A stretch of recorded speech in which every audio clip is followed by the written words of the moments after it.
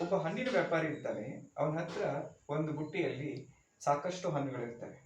ನಿಮ್ಗೆ ಯಾರಾದ್ರೂ ಈ ಬುಟ್ಟಿಯಲ್ಲಿ ಎಷ್ಟು ಹಣ್ಣುಗಳಿದೆ ಅಂತ ಕೇಳಿದ್ರೆ ನಿಮಗೆ ಉತ್ತರ ಹೇಳಲು ಬರೋದಿಲ್ಲ. ಯಾಕಂತಂದ್ರೆ ಆ ಬುಟ್ಟಿಯಲ್ಲಿ ಇರೋ ಹಣ್ಣುಗಳ ಬಗ್ಗೆ ಏನಾದ್ರೂ ನಿಮ್ಗೆ ಡೇಟಾ ಕೊಡಬೇಕು, ಕ್ಲೂ ಕೊಡಬೇಕು.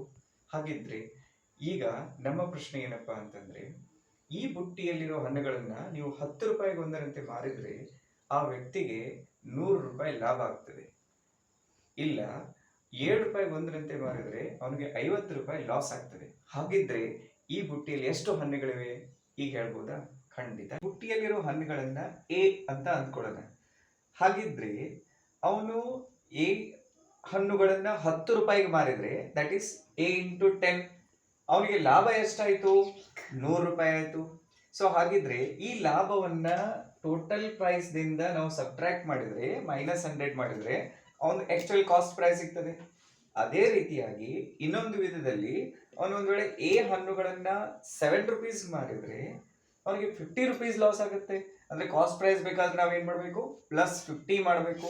ಬಹಳ ಕೇರ್ಫುಲ್ ಆಗಿ ನೋಡಿ, ಯಾವಾಗಲೂ ಪ್ರಾಫಿಟ್ ಬಂದದ್ದನ್ನ ಕಾಸ್ಟ್ ಪ್ರೈಸ್ ಅಲ್ಲಿ ಮೈನಸ್. ಇನ್ನೊಂದ್ ಕಡೆ ಏನ್ ಮಾಡಬೇಕು? ನಮ್ಗೆ ಇರುವಂತಹ ಕಾಸ್ಟ್ ಪ್ರೈಸ್ ಬೇಕಾದಾಗ ಲಾಸ್ ಆದಾಗ ಏನ್ ಮಾಡಬೇಕು? ಪ್ರೈಸ್ ಏನಿರ್ತದೆ ನೋಡಿ ಅದಕ್ಕೆ ಆಡ್ ಮಾಡಬೇಕು. ಹಾಗಾಗಿ ಇವೆರಡು ಈ ತರ ಇಕ್ವೇಶನ್ಸ್ಗಳು ಬರ್ತವೆ. ಎರಡನ್ನೇ ಇಕ್ವೇಟ್ ಮಾಡಿ ಸಾಲ್ವ್ ಮಾಡಿದ ಮೇಲೆ ನಮಗೆ ಏದ್ ವ್ಯಾಲ್ಯೂ ಬರ್ತದೆ. ಇದಿಷ್ಟು ಮಾಡಿದ್ರೆ ನಮಗೆ ಬುಟ್ಟಿಯಲ್ಲಿರೋ ಹಣ್ಣುಗಳ ಸಂಖ್ಯೆ ಎಷ್ಟು ಅಂತ ಸಿಕ್ಬಿಡ್ತದೆ.